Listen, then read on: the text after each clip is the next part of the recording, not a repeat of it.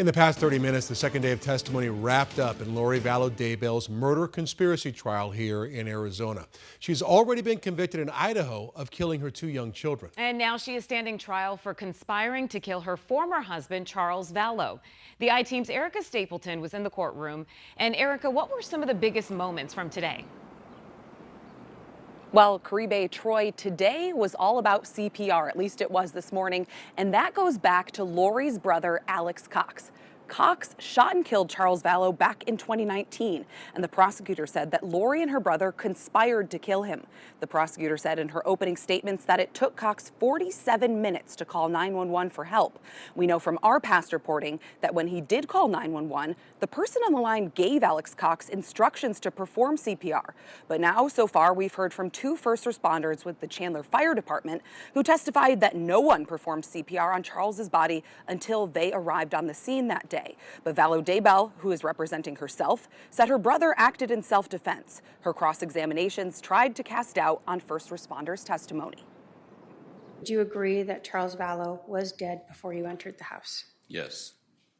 Based upon your training, your experience, what you observed and what was done to Mr. Vallow, would you agree that it was highly unlikely that anyone had performed CPR on Charles Vallow prior to fire arriving? Yes. In this case, Captain Keller, do you know for a fact that CPR had not been given? I do not know for a fact.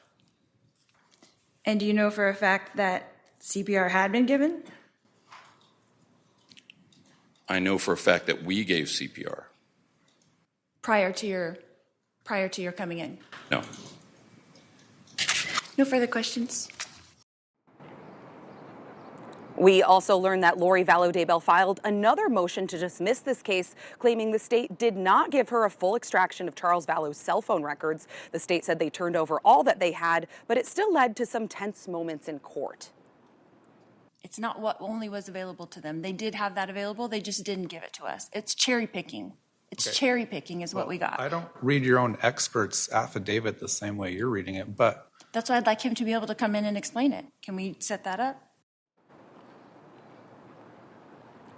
Back out here live, we ended the day with testimony from a Chandler detective who was also on the scene that day. He walked us through some of the crime scene and also said some of the key moments from his evidence were that he walked through the house. He didn't see any other blood, which goes against maybe Alex Cox's claim of self-defense. And I'll point out, guys, that Alex Cox cannot be charged in this case because he died in 2019 of natural causes, according to the medical examiner. He's considered the co-conspirator, but again, he can't be charged because the charges were not brought until after he passed away. And before we closed court today, the judge actually cautioned Lori Vallow Daybell not to make remarks after she's cross-examining a witness. He said that she had a pattern of doing this and said it was considered a form of testimony on her part and that she should not be doing so. So that was a caution for her. He did say when she, said she was going to represent herself that he was going to treat her just like an attorney. So that was a moment that stood out to me as well this afternoon. Guys?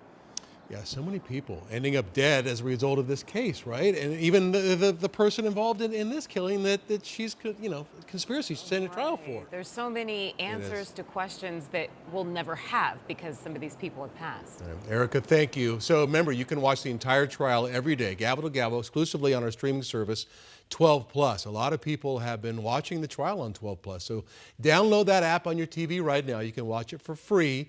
And then every night at 8:30, we'll also have daily recaps and analysis about what happened inside the courtroom. So again, it's exclusively live during the day on 12+, with the wrap-up show at 8:30.